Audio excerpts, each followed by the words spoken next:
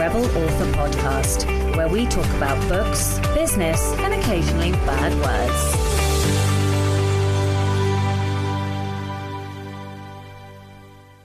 Hello, Rebels, and welcome to the Rebel Author Podcast, episode 201. Today, I'm talking to Jeff Elkins all about how to master your dialogue.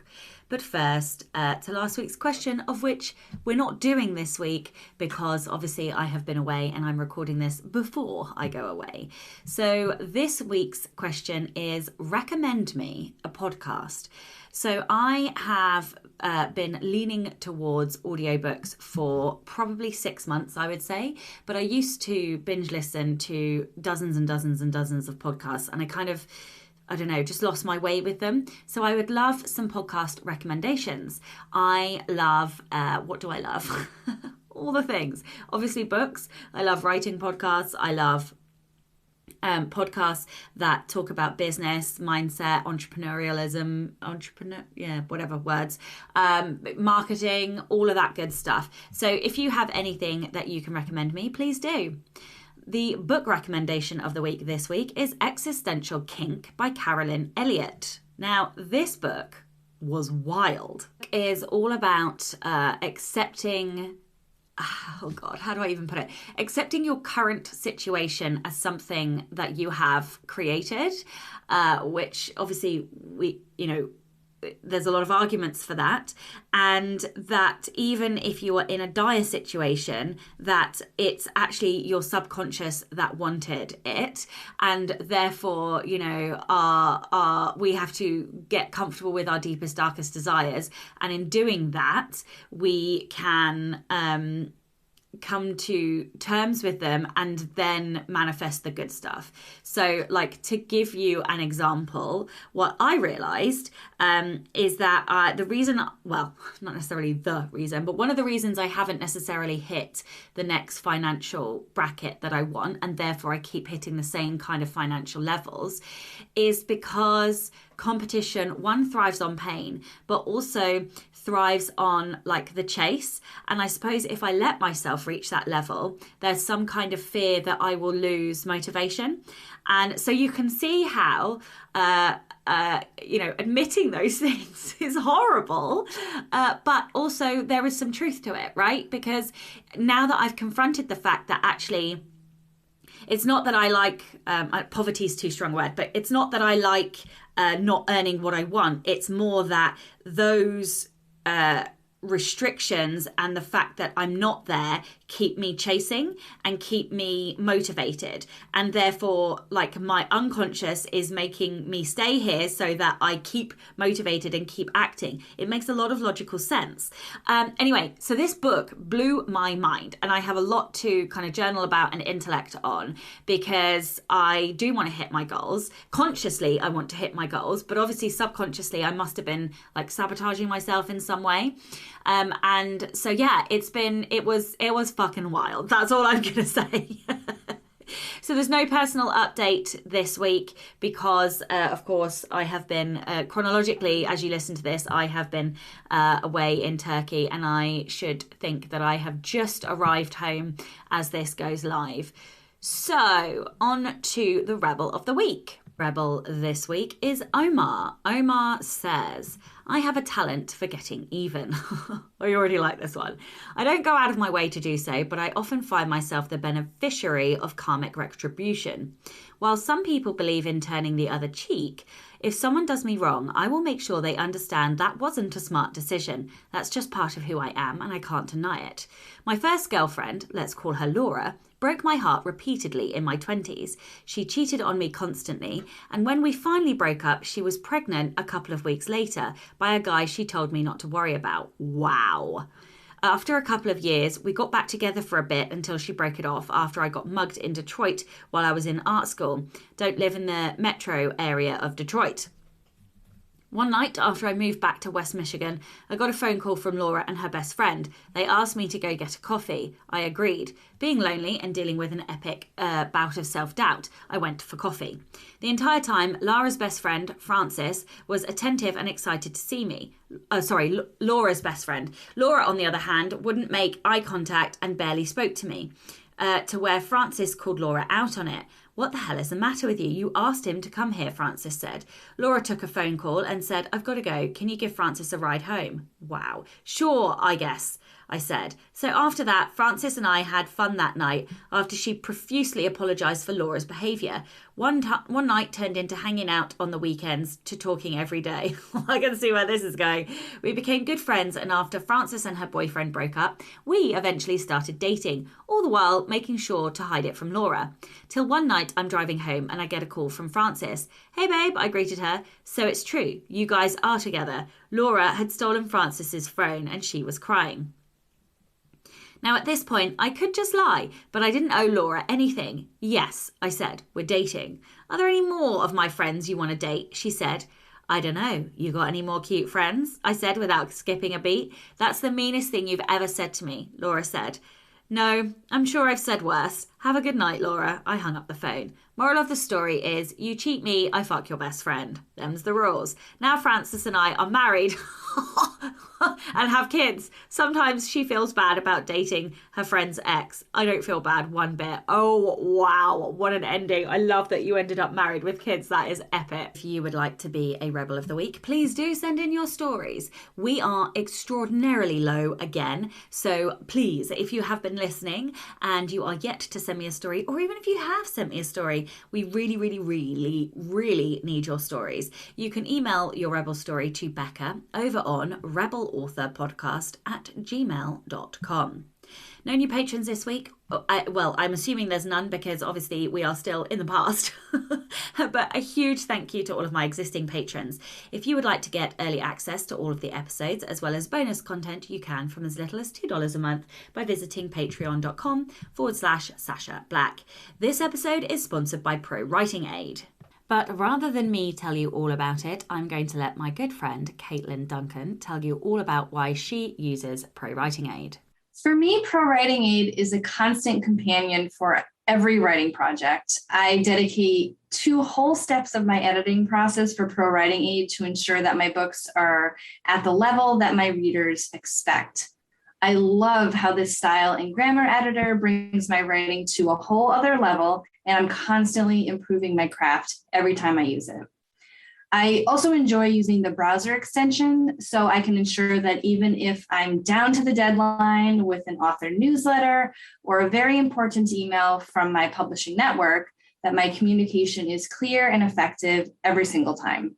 And I also love how you get lifetime access to this program, which gives me the confidence that I don't have to worry about another subscription service. And the lifetime updates truly make this a worthwhile investment in my career and life.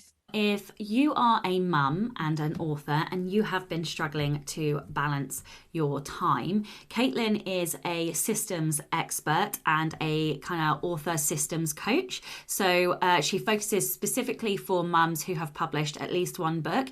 But if you are interested then and you have been struggling and you would like some help to gather up systems, she's got a new course out. So I will leave a link in the show notes to that. Hello and welcome to the Rebel Author Podcast.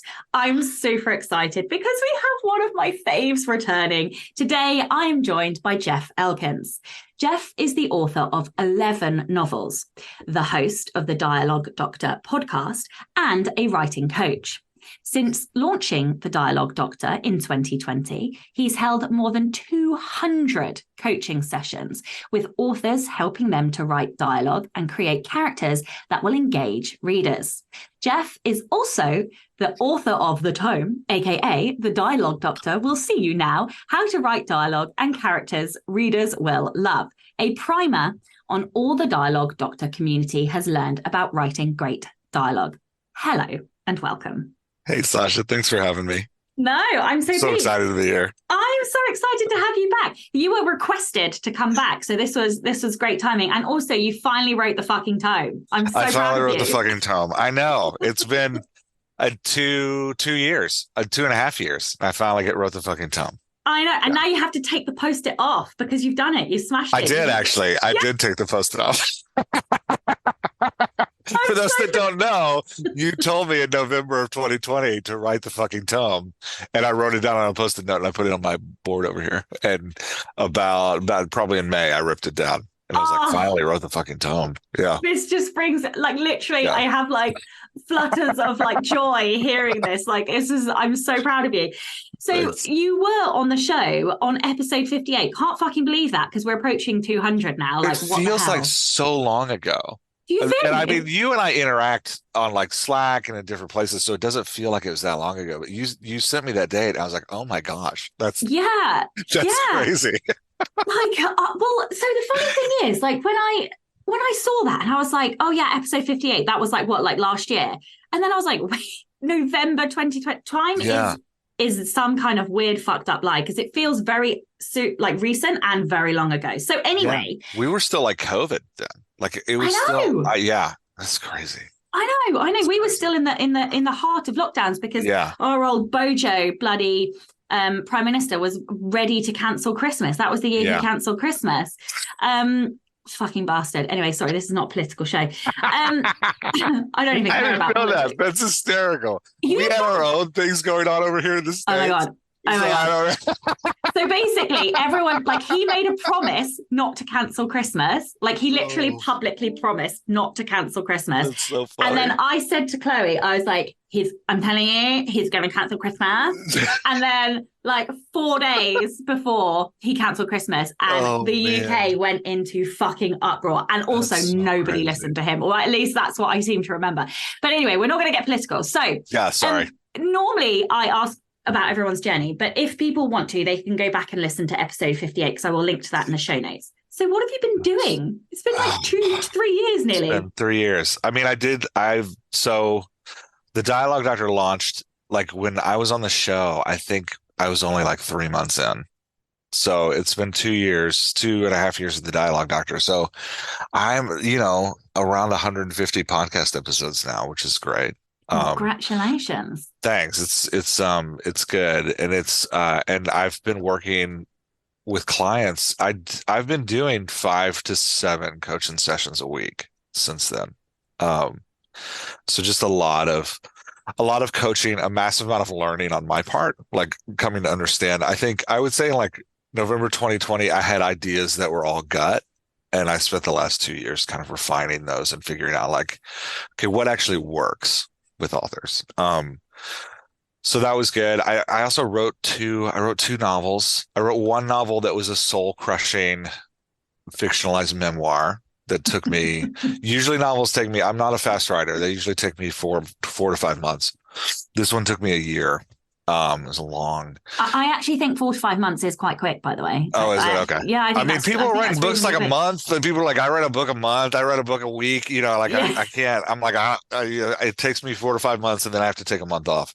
But this one took me a full year, and it was good. It's my favorite book.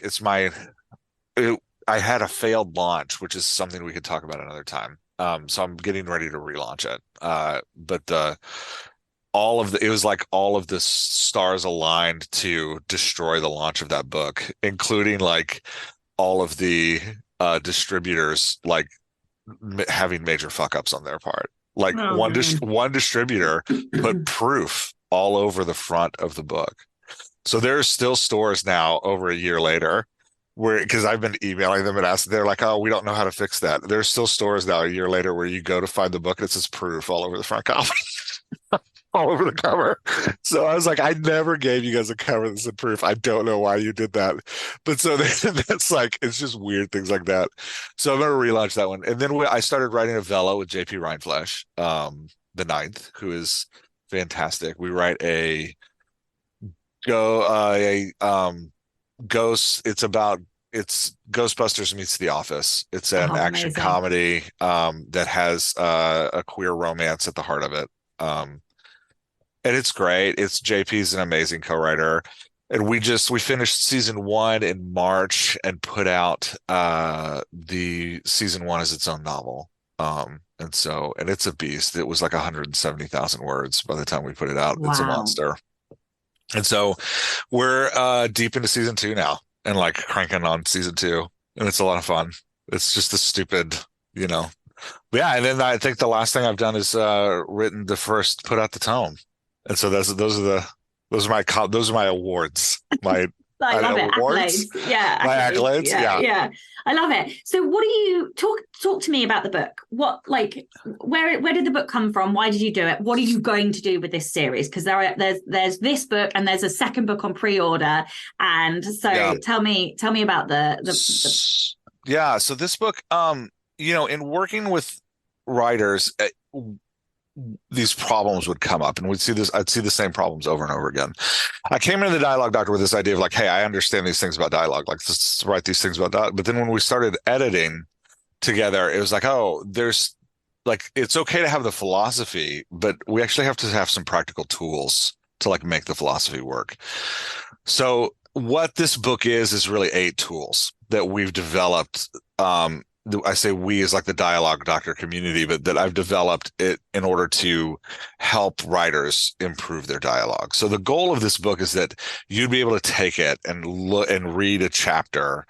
And then at the end of each chapter, there's a challenge. There's a reading challenge and a writing challenge. You'd be able to do those challenges and immediately start seeing improvement in your dialogue. So, this book is kind of like, hey, here are the 8 basic concepts around understanding how to construct a scene that is dialogue centric. So a scene that I've started calling it screenplay ready. So writing a scene that like could easily move from your book to a screenplay. This is how so it focuses on the like actual construction of dialogue on the page, how to write character voices, and then kind of a primer on how to start building a cast and like how to conceptualize character growth within that cast. So the next book is going to dig deeper into that cast element and look at like, hey, let's talk in a deep way about what it means to build a cast, how we combine characters to create different emotions in a scene. So that's the book that's coming, is really focused on like developing your cast for a series so that you have these deep interactions and are getting the emotional tones you want by putting characters and scenes together. Are you doing a challenge week to celebrate the launch? Because that sounds like that would be really great. I'm not. I should be. These are all these things that I don't, you know me, I don't think about these things. I'm like, I don't know. I'm not doing a challenge week. I am in October. There is going to be a prompt book come out that is just a book of, I'm still working on it, but it looks like it's going to be like 50 days of writing dialogue. So you can write a prompt every day and it'll take you systematically through the tools of the book. So that we'll start with just basic scene construction. And then like, I think one of the weeks I just wrote that I'm excited about is we'll write the same scene 4 different times and start it in a different way each time. And so you can learn kind of like what the different aspects of a scene do to your writing. There's a whole series in there of like, let's get your working with character voices. There's 7 prompts that are like, okay, keep the same lead character, keep the same, I call it a vehicle character, keep your same vehicle character. And then let's change the voice that vehicle character is with. So let's write a scene with a compassionate character. Now let's write a scene with a annoying character. Now let's write a scene with a overly intellectual character. And like, so you can see how like the static voice shifts depending on who's with them, and the emotional tone of the scene shifts depending on who's with them. So you can start to kind of play with your dialogue. You know, I would say growing up, I played a lot of sports, and I can, like, one of the things that really, I think for me comes out in writing is treating our writing like we're trying to learn an athletic event. So it's that like understanding your fundamentals, practicing them over and over again so that you can then start to express them in your own way. Right. Like, and that's what the point of this book is. And what the point of the prompt book is that's coming out is like, hey, let's nail down your fundamentals. And once we have your fundamentals nailed down, like once you know how to shift a character voice to make a character voice sound like the personality you want it to sound like, now you have the freedom to like play with that in all these cool ways. Just like, you know, when I was playing baseball and I finally learned the mechanics of hitting, it was like, okay, well, now I know how to like put it in the outfield or put it in the infield. And now I can like pull it left or pull it right if I want to. And like, it just understanding those fundamentals opens up a whole world of options for you. So that's the goal of that, of this book and that prompt book, is to like, hey, let's get the fundamentals down.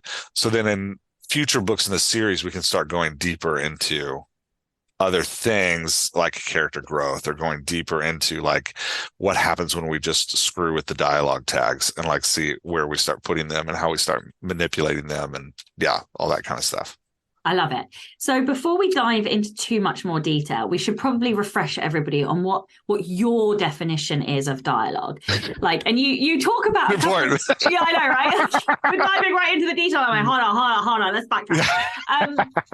You talk about a couple of things in your book specifically, which is about dialogue exchanges and the difference between dialogue and exposition. So I don't know if you want to kind of include those in your definition. Yeah. So I think dialogue is one of those weird words that like everybody uses, but very few people ever fully define. So dialogue is the interaction between characters. So if you've got characters interacting on a page, that's dialogue. And the reason dialogue is important is because dialogue is the skeleton of your scene. So it's pulling the reader into a moment of your journey. It's contrast that with exposition, which is things that take the reader out to reflect, right? Like, so exposition includes like descriptions of the room, right? Like when you're describing a room, you're taking a step back from being in the room and you're observing what's happening, right? Like you're almost freezing in time to get of the scene, to get a moment in this space.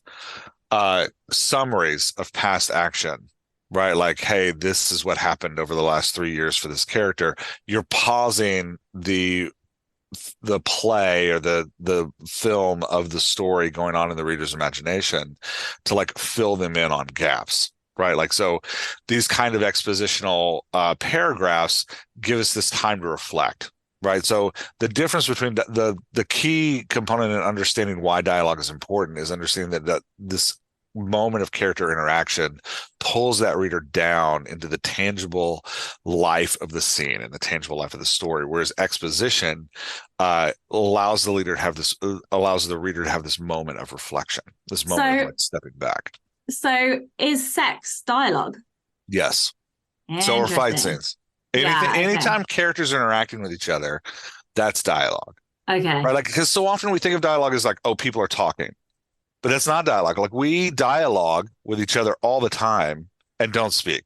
Right? Like body language is dialogue. Body like exchanging that dance like conversation of sex is dialogue. It's characters passing back and forth expectations, ideas, and emotions to one another. And so in sex is one of the like most vulnerable places that we pass back that expectations and emotions to one another. It's that character interaction. What about when a character is interacting with the world or inanimate objects?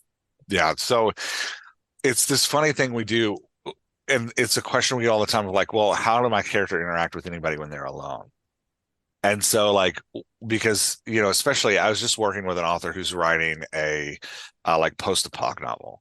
He's like, most of the time, my character's like walking through the woods by themselves. Give them a dog. Yeah, give them something like, or, you know, a sword or a bat, right? Like something that they can like talk to and interact with. Wilson. You need a Wilson. Yeah, right. Like you need the volleyball with the face painted on it. But you need something. And the reason you need something is that if you're just hitting the reader with paragraph after paragraph after paragraph of exposition, the reader will get exhausted. So energy is created by the reader living in the scene, by the exchange, by characters exchanging, going back and forth with each other. We generate this energy that the reader like wants to be a part of and wants to live in. Reflectional paragraphs are amazing because they slow that energy down, and you do need breaks in that energy. You can't just have like all energy building. It gets exhausting for the reader. Like they start to kind of pause in the dialogue and be like, what is happening? So you do need those, like the combination of the two. But if you're just pounding them with paragraph over paragraph over paragraph of reflection, they start to feel heavy and they start to skim, and they start to wonder, like, when are we getting to action is what they'll say. When are we getting to action? Even if you're having like paragraph after paragraph after paragraph of fight scenes, if it's not structured as characters interacting. So the client actually looked through the 15 top selling post-apoc novels, and we found scenes where they're alone. And it's like, look, you can see what they're doing. They're spacing it out with dialogue spacing, where the character's interacting with the world as if he's in conversation with it. And it creates that like energy that he would be creating with two characters together. Does that make sense? Like it's that, yeah. 100%. I just looked up at my shelf because I started reading A Deadly Education by Naomi Novik, who's like this best-selling author. And I actually put it down. So I got 12 pages in, and the first 6 pages were like massively underlined. It was super voicey character, super quirky. But by the time we got to page 12, there hadn't been any dialogue. And not just no dialogue, or like maybe there was like 1 or 2 lines, but what had happened was it was so much of the character like narrating that there were like these huge blocks of just whole page text. And I DNF'd the book, like, because I was just like, I can't, this is too slow for me. And it's not that I will go back and read it, but I've actually decided to listen to it in audio because it will up the tempo for me. But it was really interesting for me that it's not even necessarily about dialogue, but it was definitely about like that page state. Like there weren't even any short sentences. It was just these long pages of prose, and I was like, I can't do this. Like I'm not in the mood for this. It is. There's a weird thing too with modern readers. Like one of the reasons dialogue builds energy is because it keeps us turning pages faster. And there is a weird thing in our brains that's like, I want to feel like I'm making progress in a book. And so when you have paragraph after paragraph, like dense paragraph after dense paragraph, that's one of the reasons exposition feels slow, because you're not going anywhere. So you're just like, oh, I've been on page 5 for like 5 minutes. I'm starting to look around. I'm like, what's going on? It's part of just an attention thing. So I coach writers. I'm like, hey, no more than 8 paragraphs. If you have 8 paragraphs of exposition, if they've got 8 paragraphs, I'm DNFing. Yeah, you got to pull out. Like there's not, you know. So I don't think, like, I'm going to be extreme on this. I don't think you should have more than 1 page of dense prose. Personally, I think even 1 page is too much. I don't think you should have, but I don't. Look, everyone's going to be like, you fucking, like, and I'm going to get hate mail now. All the historical fiction authors just died inside. Oh my God. Oh. Oh, I talk about this all the time. Actually, I say this, like all my patrons who love historical fiction have been like breaking me down over the last 3 years. But I have read several historical fiction novels that I do like, but the reason that I like them is because they were pacier. But yeah, exactly. Like I just don't look. I'm top 10 activator. I'm never going to like anything that's long and slow. Anyway, let's move on before I get hate mail. This is my goal for today. How much hate mail can I get Sasha on her own podcast? Oh, cheers! Thanks for the support. Let's talk about dialogue in scenes. What are the 4 parts of a scene, and what tips do you have for making dialogue shine in them? Yeah, so it's like scenes are. Before I give you the 4 parts of a scene, I want to take a moment back and like talk about why understanding what a scene is important, if that's okay. Yeah. So part of writing dialogue is changing your mindset as to what you're conceptualizing when you write something. So I talk to writers about like, hey, think of this moment in your text as a stage play that's happening in the reader's imagination. So the reader is visualizing in their mind what's going on, and they're seeing your characters interact. And like we could say, like, think of it like a movie, but there's a disconnect between a movie and what we're writing, in that in a movie it's easier. You have like a point of view from a camera, so it's easier to say a stage play, because that way there's just somebody sitting in an audience in kind of a static position watching what's going on.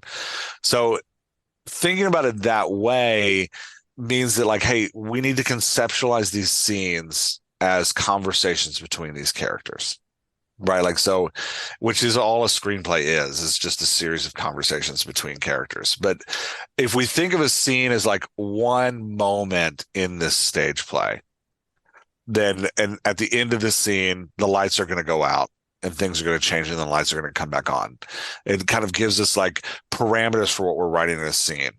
And part of the, like, I think a lot of us think of like, oh, a scene is a chapter. A scene is not a chapter. A chapter is an artificial construction you put around scenes to give the reader mental breaks at strategic moments. So scenes might go longer than a chapter, right? You might have multiple scenes in a chapter. So now that we like get what a scene is, we can talk about like, okay, what needs to be on the stage of that reader's imagination?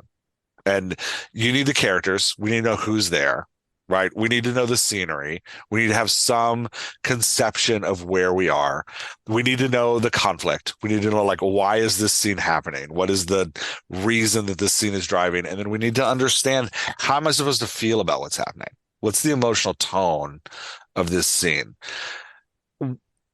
Having all four of those components and understanding those four components is important, because once you have them, you can start to screw with the reader. And you can start to like mess with what you withhold and what you give them. So, for example, if you withhold space and time, if you withhold like the grounding of the scenery, so that when the lights in the room come on, it's just characters standing on an empty stage, right? What you do is give us this moment of intense focus on the characters and on this individual person, but you remove from us this idea that like we know where we are, and it gives us a little uncertainty about what's going to happen, right? Like, so it gives the reader this feeling of like, I'm not sure where I am. I'm having this intense focus on this one person, so all of my energy is devoted to understanding this character. This is how Hemingway starts The Sun Also Rises. He gives you 3 paragraphs describing a single character with no inclination of where you are in space and time. And it centers you in on that character. And as you read the book, the character isn't even the main character.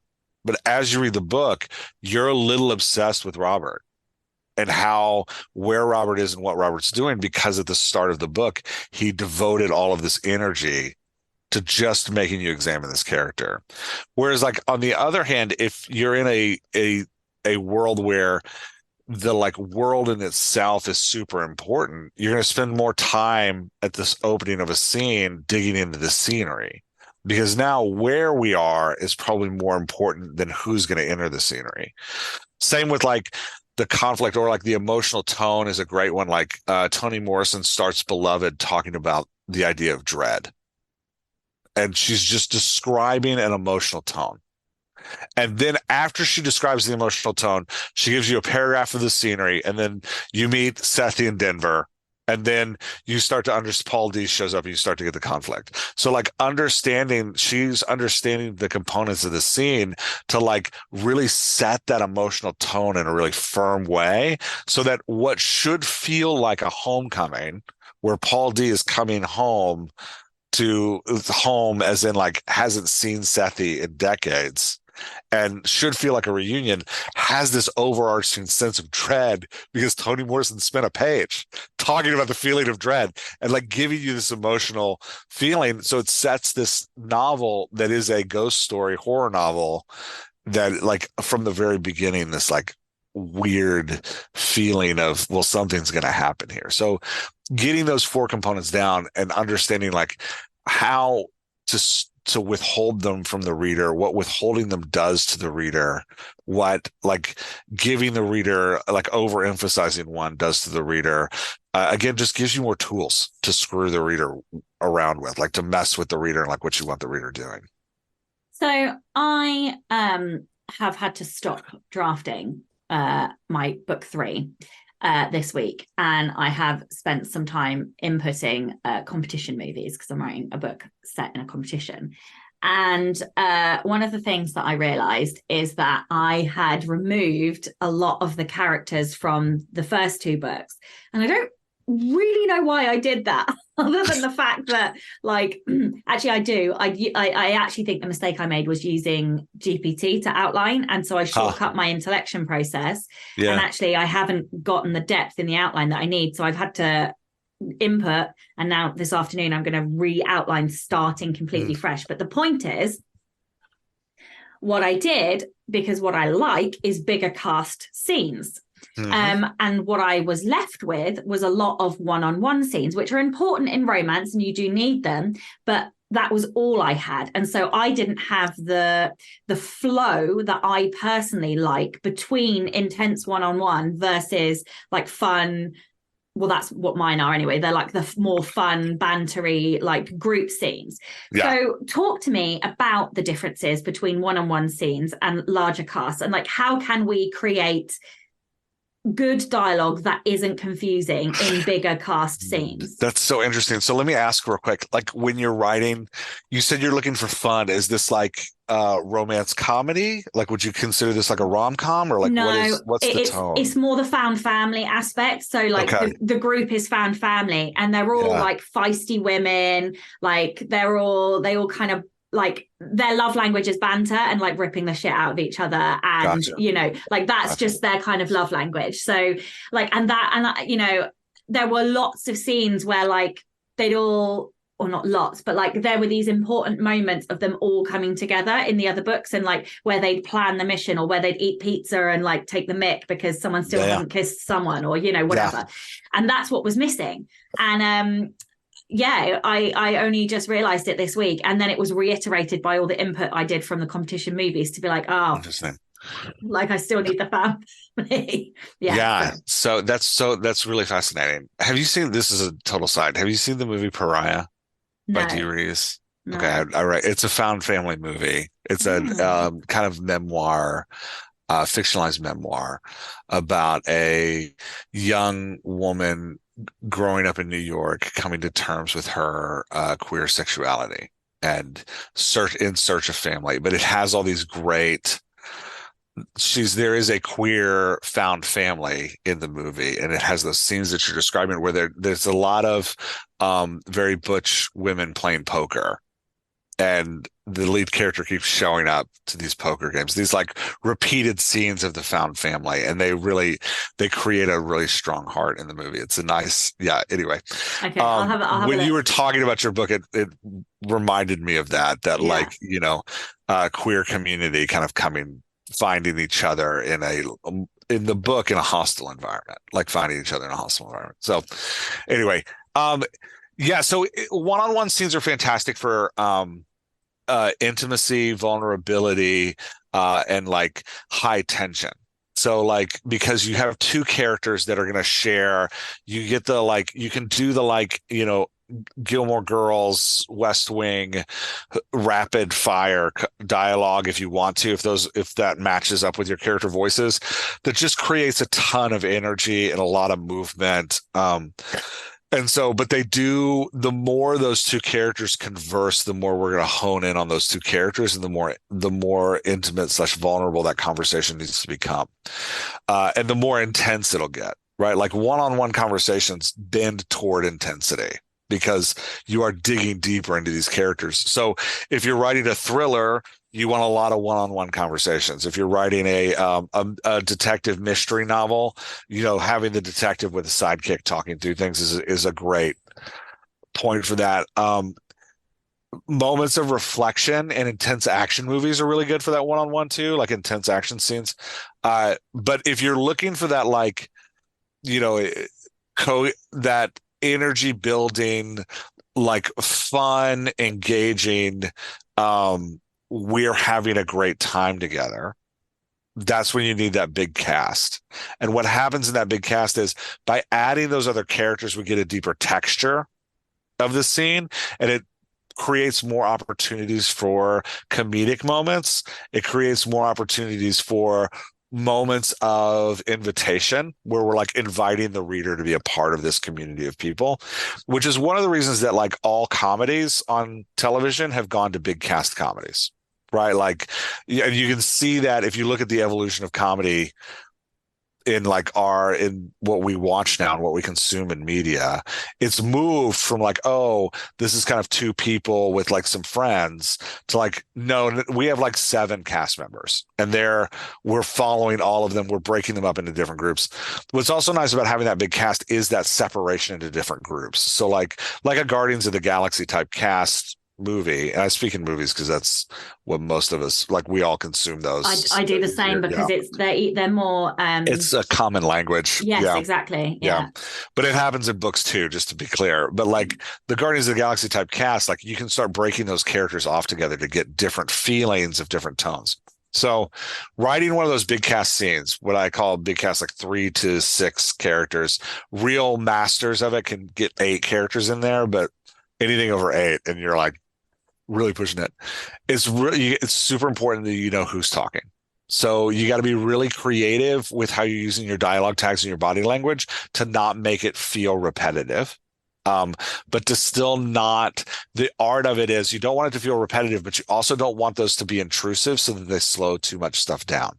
So knowing like where you put a dialogue tag and how it changes the reader's imagination of that vocalization. So like dialogue tags at the beginning make the vocalization feel a little more reflective. Dialogue tags in the middle create like mental breaths during the vocalization. Dialogue tags at the end get ignored because we're just reading them to get to the next vocalization, right? Like understanding like how to pace those based on the character personality will help a lot, right? Like, so if you have a reflective character, get that body language and dialogue tag up front. If you have a character that's like a little more long-winded and talks more in that big cast conversation, make sure you're getting that dialogue tag in the middle of their sentences so that it contrasts with the reflective character and contrasts with the character that speaks quickly. Like a bubbly character, you always want to have that dialogue tag at the end because they're like blowing up with words. So you want those words to flow out. So part of the mastery of writing that big cast scene is understanding your character voices so that you can pace that dialogue tag and that body language in ways that keep it going. I think the other like thing writers get confused with is that every character has to be seen in the scene. Readers hate it when they lose a character and then all of a sudden that character reappears and they're like, oh fuck, Charlie was here the whole time, right? Like, so you gotta remember that, like, it's not a movie.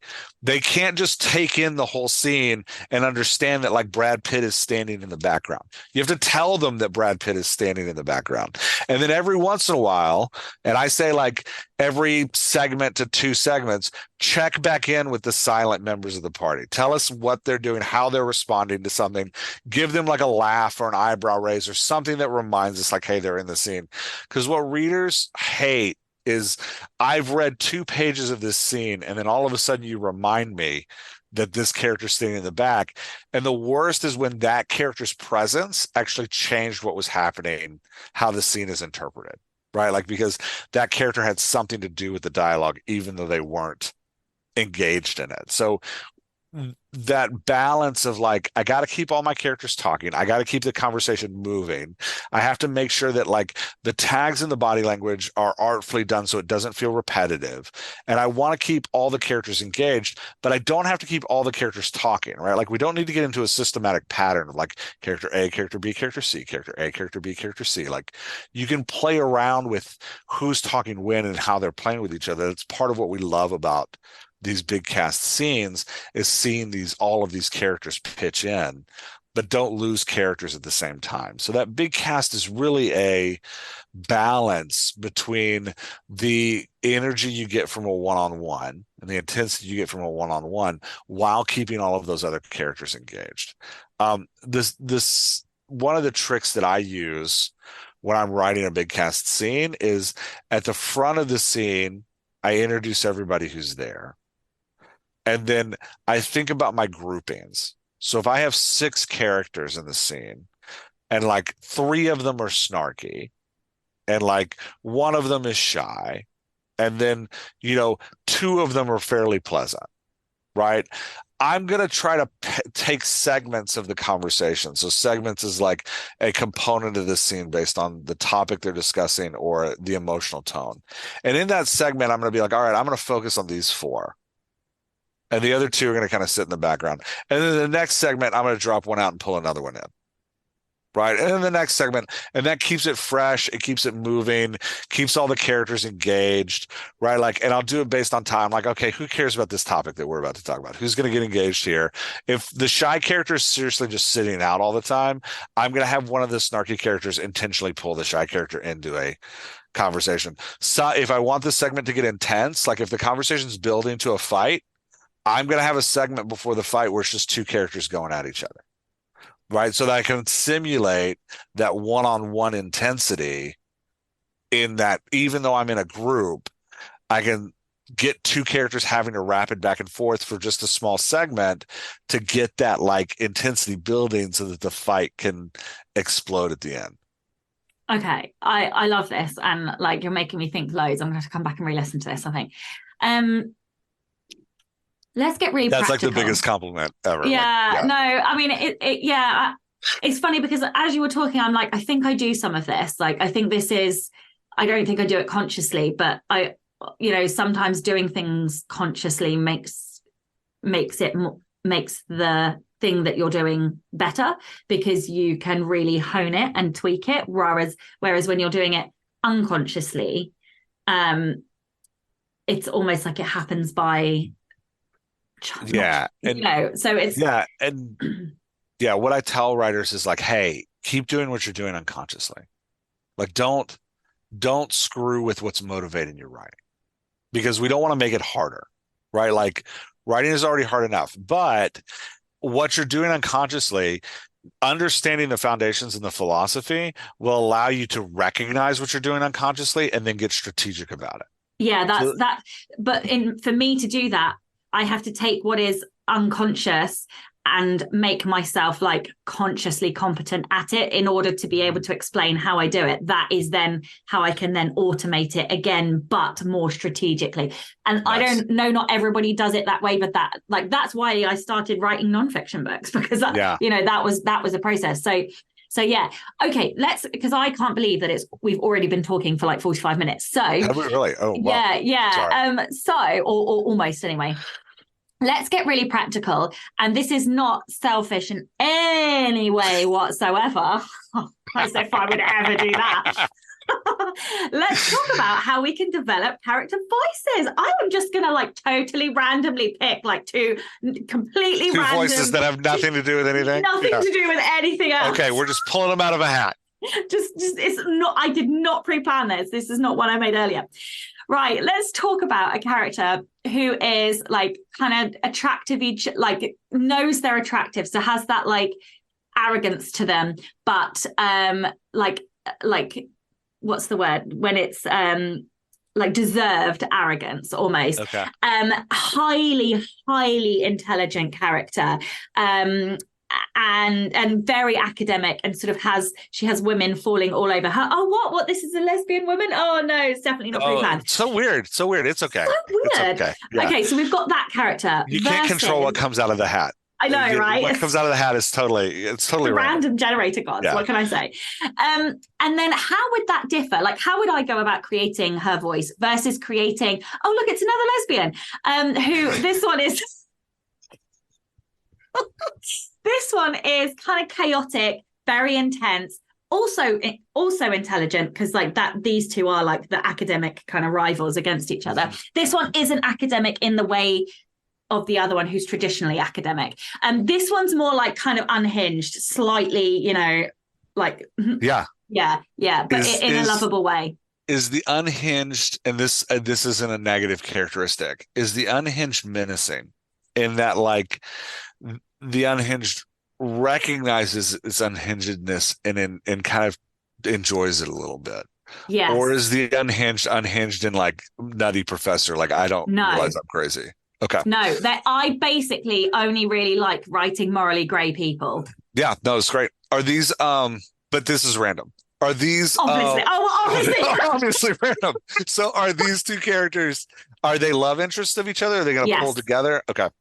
So the reason I ask that is because if you want them pulling together, they need to see something in one another that is attractive. And often what we see in people that attracts us is either something we're missing or something we have in common. So like when opposites attract, it's because we're finding something in the other person that we wish we had. And almost always when opposites attract, there's also something they share in common. So it's that kind of like... So they share so it's kind of like their emotional wounds. So the unhinged one has parents who have set expectations that are just so unbelievably unachievable. Okay. And so has never felt worthy of like parental love and is striving for that. And then the academic character has kind of come from poverty and has never felt worthy of like the, you know, because they've got legacy in this random story. No, there's so like, that's it's important. It's a learned charmingness. Yes. And so this character is now like a self-made millionaire. Yeah. But they don't feel worthy of that self-made. So between them, they're going to help each other in this random story that has nothing to do with anything. They're going to help each other kind of learn how to value themselves. Like, gotcha. Yeah. I love your random bag, by the way. It pulls out so many details. It's fantastic. It's just amazing. So the reason I asked that is because when we're building a character voice, we always want to start with the background and move to the personality and the expression of the voice, right? Like, because we can use adjectives, but how those, when I talk to an author, like what one person may say about like, oh, this character is, you know, anxious. Well, one person means by anxious maybe completely different than what somebody means by anxious. So it is really, when we talk about the expression of the personality through a character voice, it's important for us to take a second and like define our words. Like, what do we mean by this word? So that like learned, charming, talented Mr. Ripley, kind of like I'm super intelligent, but lady gentleman is how I say her. Yeah. Oh, perfect description. So we want her vocab. She needs to be able to access it. So we're going to break the character voice down to 5 things: the vocabulary they use, the topics they discuss, the body language and how they take up space in the world, the construction of their utterances, or like what their sentences look like when they have a turn to speak, and then in a big cast conversation, how often they talk. So what makes somebody feel charming and what makes somebody connect to others in that way is that charming people care more about the other people around them than they care about themselves. Now, that can be a natural charmingness, and that like you're just naturally interested in other people, or it could be a learned charmingness. What you're talking about is a learned charmingness. In that, like, I know that when I'm in a conversation with somebody, asking them questions gives me more control over the conversation than giving answers, right? Like, so it's a way to manipulate. This is so helpful. Yeah. So we want her vocab. She needs to be able to access that intellectual level vocab. So if she's with a group of academics, she's able to keep up with their conversation in a genuine way. She's genuinely intelligent, right? Like in a like Will Hunting way where she can like turn it on if she needs to. Now, Will Hunting's going to look more like your unhinged character than this one, but has that ability to like go talk to the construction workers from Boston and talk to the academics and feel at home with both. What that kind of character is doing is mirroring the vocabulary of the people they're around. So when they're with people that have more of a blue collar education, they use more blue collar words. When they're with somebody that has more intellectual, they use more intellectual words. One way to bring the reader into that is to show this character in both worlds. Right. Like, okay, so this is really helpful because one of the things that I was struggling with is that like when she, in this random story, when she is describing things or like, you know, when she's narrating and with her interactions, her thought processes do use longer words.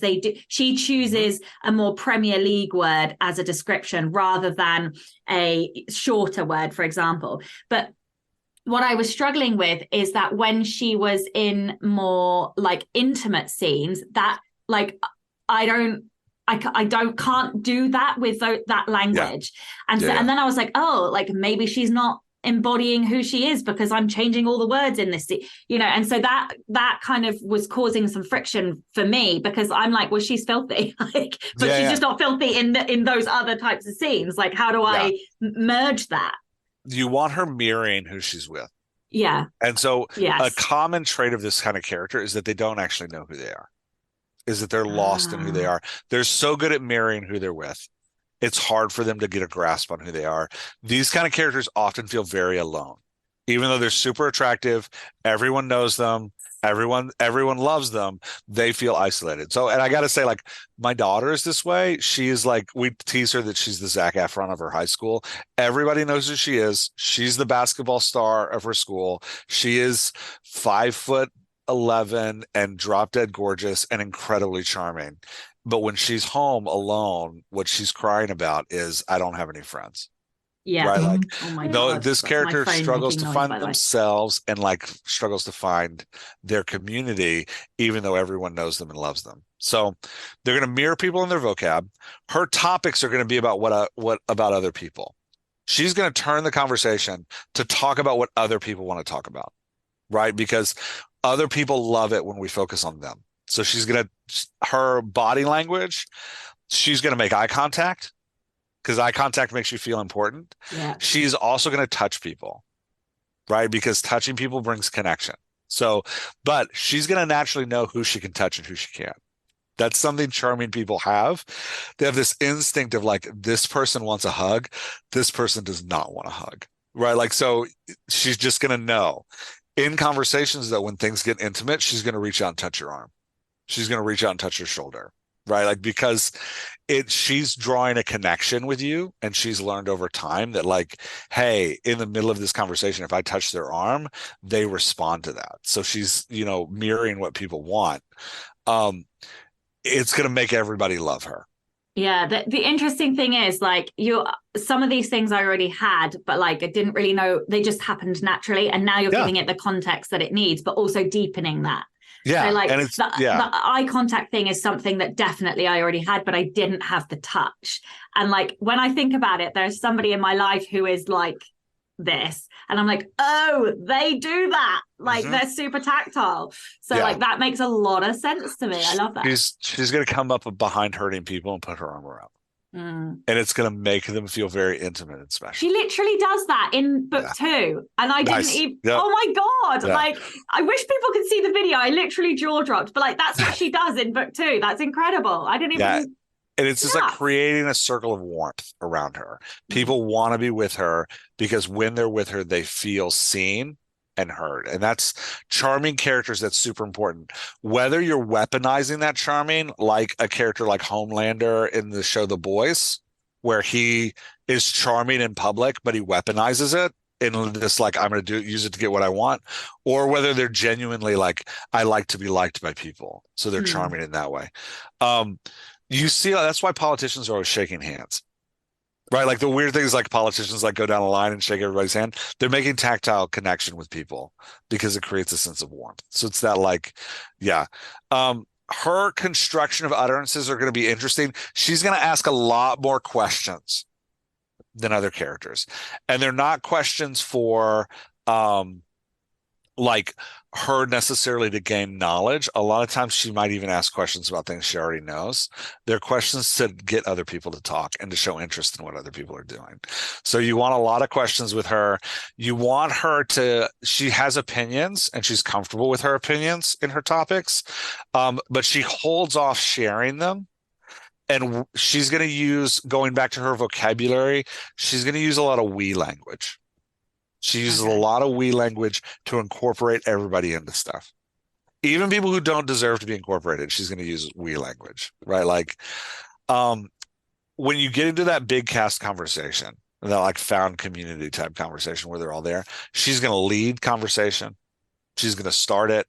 And in the conversation, she's the one pulling quiet people in, right? So if you're in an academic setting, like if you're around a table and there's like, 4 academics there and her, and then one of the academics is like, there's 3 men and a woman, and the woman isn't talking much because, she feels she's been made to feel over time out of place in this male dominated space. This woman is the one who has no problem participating in the conversation and then says, hey, Sharon, how do you feel about this? Right? Like, and pulls those outsiders into the conversation.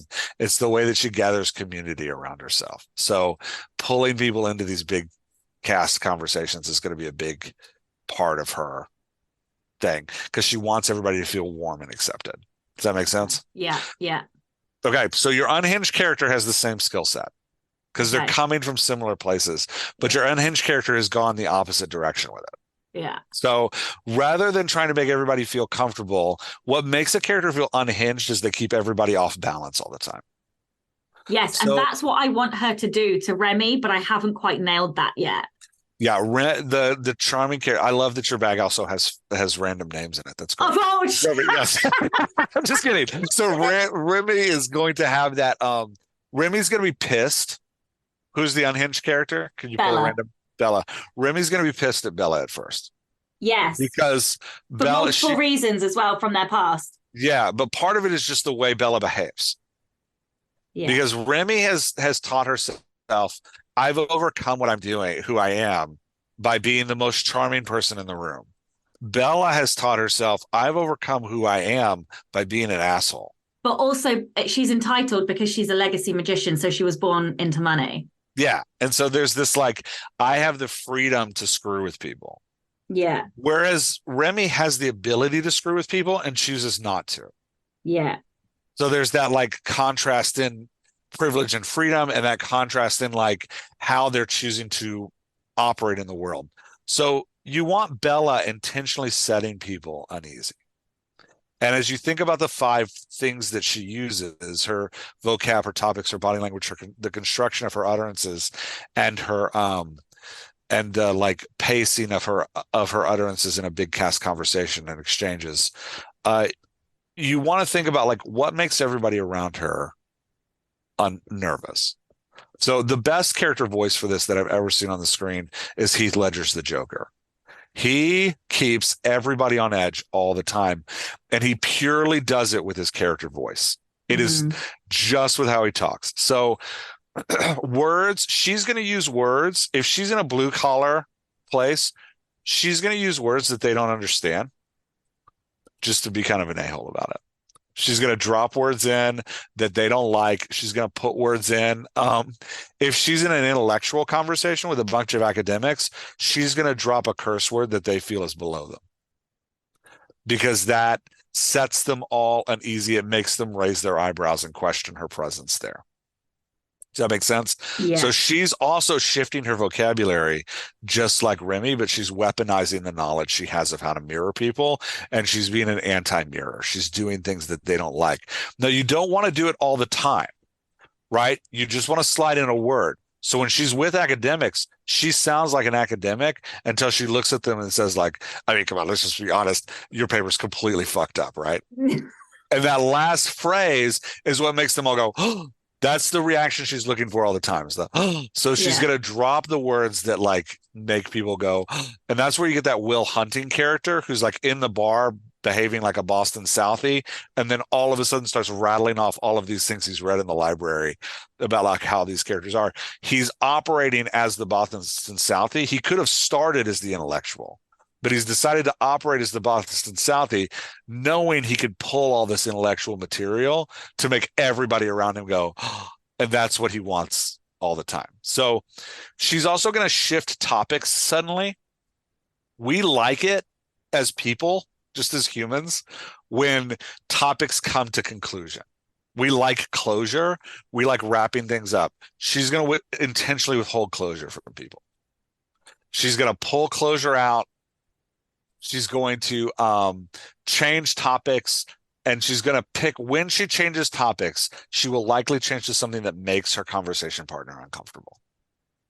So it's that like, we're talking about your paper about mosquitoes and the life cycle of mosquitoes.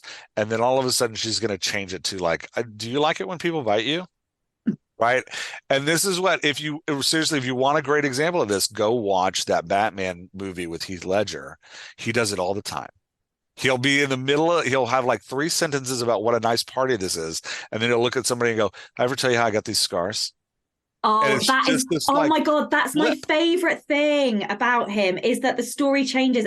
I still want to steal that tool and have a character whose story, like backstory, always changes. I'm trying to weave that into the new series because there just isn't space to do it in this one. But that is definitely something that I have always thought is one of the most magnificent tools I've ever seen put into story. Yeah. And you want to know why? Because it builds myth. It builds myth, and one of the reasons it works so well is because the writing is so great. He changes the backstory to maximize the uncomfort of the person he's talking to.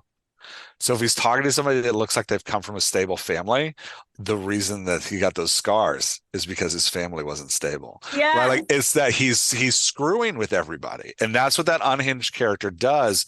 They take joy in the uncomfort of others because they find power there. And the same reason that Remy is charming everybody because she finds power there, Bella keeps everybody off center, and that's where she finds her power. Right? Yeah. Her body language is going to be abrupt and changing. So she's going to be still and then all of a sudden explode with movement. Okay. Or she's going to be moving and then get very still. You want her voice changing in that way too. When we talk about the construction of her utterances, short sentence, short sentence, short sentence, long spiel. Right? Long spiel, long spiel, long spiel, short sentence. Right? Like messing with how she talks to people to keep them off center all the time. Now, in a big cast conversation, she is likely to sit back and listen until it comes time for her to dominate. And then she's taking over. But it's one of those, like, she's going to wait. Yeah. It just sounds like you're talking about Bella. Like, this is exactly, like, it's so weird that you can just be talking about this person who is in my brain. From this random story that I picked out of a random generator back. Yeah. Well, I think part of what like we're doing when we construct character voices is we're simulating reality. Right. Like, so this is how people function in the world. And what we're doing is we're just defining it so that we can get what's in our imagination into the reader's imagination. And we're using common things because, like, when you walk into a group of people, this is what your brain is unconsciously watching. You're listening to the words they use. You're listening to the topics they choose to talk about. You are watching their body language unconsciously. You're paying attention to how often they talk and how they construct their sentences. So if you're in a room, if you're in a group of people and somebody's talking in like super long sentences, and they're using big heady words and their body language is, you know, they're adjusting their glasses and they're talking with their hands in tight and controlled spaces and they're not actually making eye contact. They're looking around everywhere. You're like, this person's a pretentious ass because they're not actually here with us in the conversation. They're lecturing us about what's going on. Right. Like, so it's that. But you know that inherently. Your brain is doing all of this work whenever you get into a conversation. So what we're doing is taking the work our brain naturally does and applying it to our writing so that we can activate our reader's brain. So that you don't have to tell your reader Bella's unhinged. They'll see one conversation and they'll be like, oh shit, Bella's unhinged. Right? Like, it's that like, and the first time they'll see it is in a group conversation when Bella is sitting in the back, having inappropriate body language. She's like leaning in a way she shouldn't be leaning. And she's got her legs wide open as this like power stance. And Remy's like having a great time trying to keep everybody engaged. And then suddenly Bella enters the conversation like a freight train. Yes, that's exactly like she is a freight train. Your reader will be like, oh shit, Bella's unhinged. Yeah. And Remy will be pissed because she's created this like wonderful space that she's in control of. Oh, you have just made me realize why something isn't working. Okay, that is helpful because she isn't a victim, and like basically something that was happening to her in a subplot was turning her into this victim. And actually, I think she'd be angry about the situation. She wouldn't victimize herself in that situation. She would like, I made her too passive for how she is. So that's really neither helpful. of these characters are going to be victims. No, not at all. Can we talk about vulnerability and intimacy between these two characters for a second? Yeah. Because we've written two characters that in both this random book that both have masks on. Mm-hmm. Remy's mask is Karen is this charming, I need to engage other people. Bella's mask is this like, I need to keep everybody off kilter. Mm-hmm. So it's not that they will become less of that. It's not that they'll stop doing that in vulnerability. It's just that the extreme to which they project it will lower. So in like a sexual situation, because I know you write sapphic romance. So in the sexual situation where they're coming together as partners, their initial coming together would be a extreme projection of their mask. So sexually, Remy's going to try to make Bella super happy, and sexually, Bella is going to try to keep Remy off kilter. Oh my God. And it's not going to work. It's not going to work because Remy's never going to be able to make Bella happy because Bella's constantly trying to upset what's happening, because sexually Bella gains power by being unhinged sexually, by keeping her partner off kilter. Sexually, Remy gains power by making her partner happy. So they're going to have to come to a level of intimacy where they let go of their masks and they just allow each other to be with each other. And Bella will have to actually consider Remy, and Remy will have to consider herself sexually for them to work compatibly. So what would happen if the first time they slept together, they had masquerade masks on and didn't know who they were? It's gotta, it's not, I mean, that they don't know who each other are, right? That gives them the freedom to like be themselves. Yeah. So it's almost like you see the end of where they're going. And that's a great way to bring these characters together, because they'll have this really electric, powerful encounter because they're both very strong, passionate people. And they'll have this like really great encounter and then, separate and then have to like come back together. And figure out what it was that allowed them to have that electricity. Yeah. Whether figured out consciously or unconsciously. Yeah, because the minute they realize who each other are, it's like, fuck you and fuck everyone. And this I just put a bomb, a firework. Yeah, it couldn't have worked. And there is I love that because there's a nice character growth built into that, and that they both have to come to terms with the fact that they're playing games. Yeah, and because they had that moment of truth right at the beginning. Yeah, and I think what's important for characters like that is that at the end of the book, it's not that they stop being who they are. It's often with couples like this, when you're writing a couple like this, they agree that they're not going to play games with each other. That's where that's how you keep them a power couple and not diminish their power. Because Remy needs to be Remy and Bella needs to be Bella. The way that they can be together is to agree not to play games with one another. And isn't it funny that this series is called Girl Games? Oh, nice. I didn't even know that. That's fantastic. Yeah. And it's because each of the books, they're playing games with each other until they're not. And so this is like game on game on game in this one, because they're in a competition game and they're playing games with each other. I love this. It's almost like somebody pre-planned this whole thing, and rather than taking it out of I mean, your magic hat is incredible. You should write this down and put a series together around it. It'd be great. Probably be a bestseller. It'll be fun. And I think, what's nice about the characters you're writing is that there's a long life extension to these two. Right. Like, because even after they've come together, you've got the back end of their relationship that you can write books around, which will feel more. There's a Netflix series out recently called The Diplomat about an American woman who's made the U.S. representative to the U.K. And her husband is very much a menacing Remy. He's a Remy that's failed. And a Remy that has been demoted and lost power. He's incredibly charming and everyone loves him. And the lead character is very much, she's more aggressive than playful, like you're describing Remy, but she is aggressive, hard-nosed, and at times feels unhinged. And she's been given all of the power.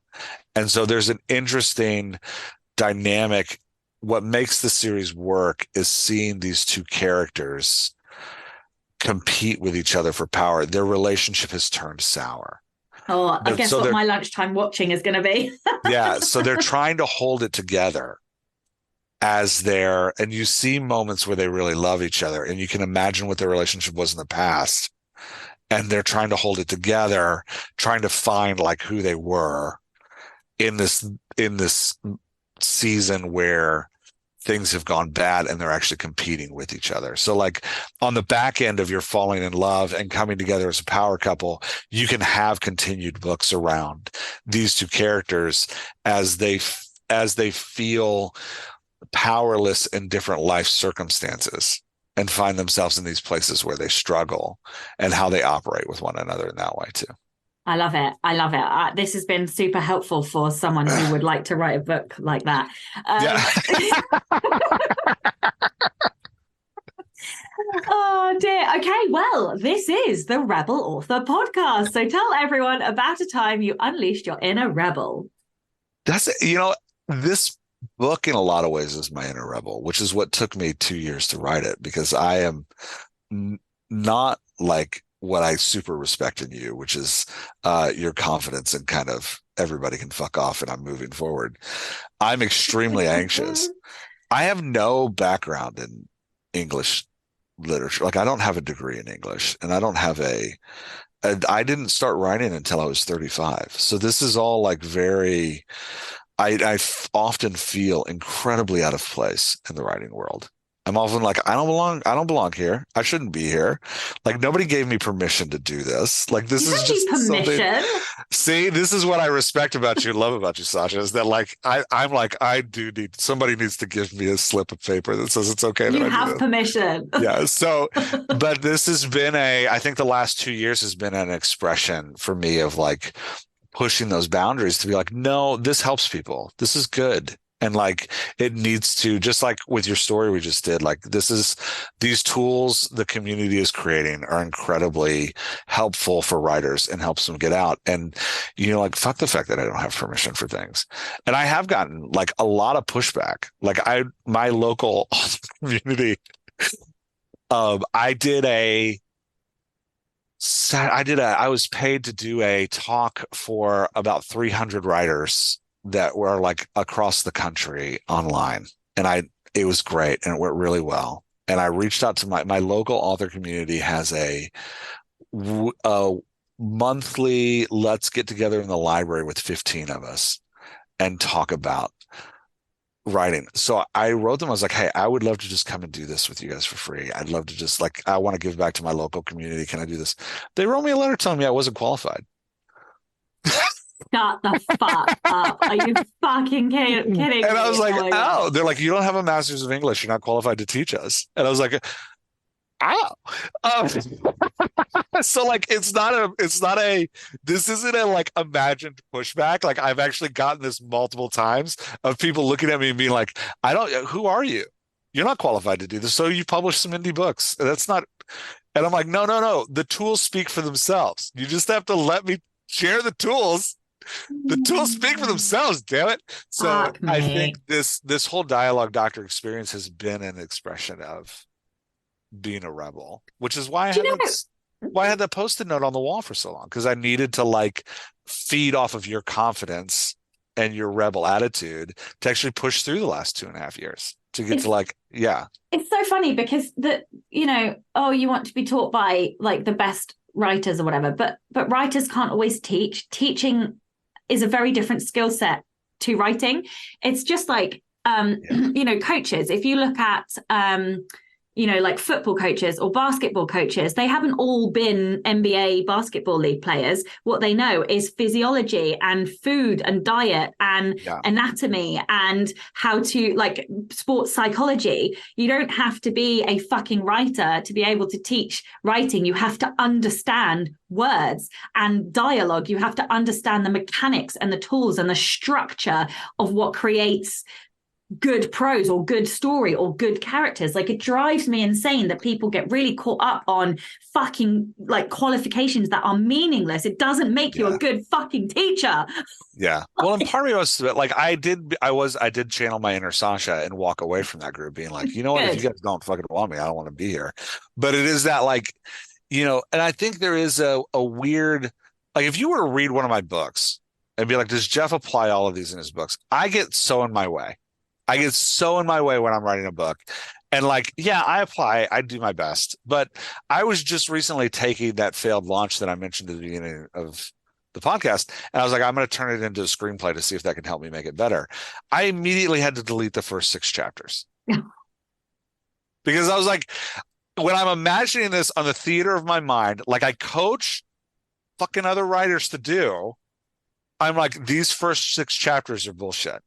They give us nothing. This is just me ramping into the story. I needed these 6 chapters to find the character voices, but they're not doing anything on the stage of the imagination. But here's the interesting thing, because as somebody else who also teaches, it's very different being in the I understand how to deconstruct writing and how to take out the tools and convey those to others. That is like one side of my brain. But I'm not in that mindset when I am then writing. We go into flow state, right? And so and also there are only so many tools that you can put into like story before you are trying to create a rote list of have I done this tool, have I done this tool? And then you lose all the heart of the story, right? So it's and I've been asked this before. People have said to me, oh, do you apply everything, from your, and you can't, you actually cannot apply it all at all times. And if you try, you just end up getting something that's like cardboard instead of something that has heart and soul. But it's because, and I think this is where that fracture comes, is because it's a different part of the brain that you're using to teach and to deconstruct and to understand how to convey that than it is when you are writing. So like I wouldn't worry about that. Like that the two are not connected. Yeah. Well, and really. I realized that like with my writing, I'm way more emotionally attached to it than I am with people I'm coaching. So with people I'm coaching, I have no problem being like, yeah, you don't need this. This is cut all of this. Yeah. With my writing, I had an editor tell me, start at chapter 6. And I was like, you don't understand. I was like, you don't understand how important these first 5 chapters are. And so it's but I'm so emotionally tied to it. So I think there's I think there's I completely agree that like it's 2 different sides of your brain and 2 different sides of your thing. And I think I hold for other authors out there, like the imposter syndrome of like, I shouldn't be here. Fuck that. We all have that. That's just bullshit. You need to tell that to fuck off. Yeah, and I think there is a like inner rebel of like, no, I'm going to tell that voice just to shut the fuck up, and I'm going to go ahead and move forward. Yeah. Find your inner Jeff Diva, and that's what you need to hold on to. Okay, we are like half an hour over time. Tell everyone where they can find out more about you, your books, and everything else you'd like to add. Dialoguedoctor.com is where you can find me. There's a weekly newsletter, weekly podcasts that are all free. There's a community that's like $5 a month. You can join in. Amazing. We do twice a month Zoom calls where we analyze masterworks, and it's a ton of fun. So you can come jump into that if you want. Amazing. Well, thank you so much for your time today. And of course, thanks, Sasha. A gigantic thank you to all of the show's listeners and all of the show's patrons. If you would like to get early access to all of the episodes, you can do so by visiting patreon.com/Sasha Black. I'm Sasha Black. You were listening to Jeff Elkins, and this was the Rebel Author Podcast. This week, I'm joined by not 1, but 2 guests. We are going to be talking to Megan Haskell and Greta Boris, and we're talking all about a whole bunch of stuff, including world building and planning and prepping your novel. So join me next week for that. Don't forget to tune in and subscribe on your podcatcher. And when you have a moment, please leave a review.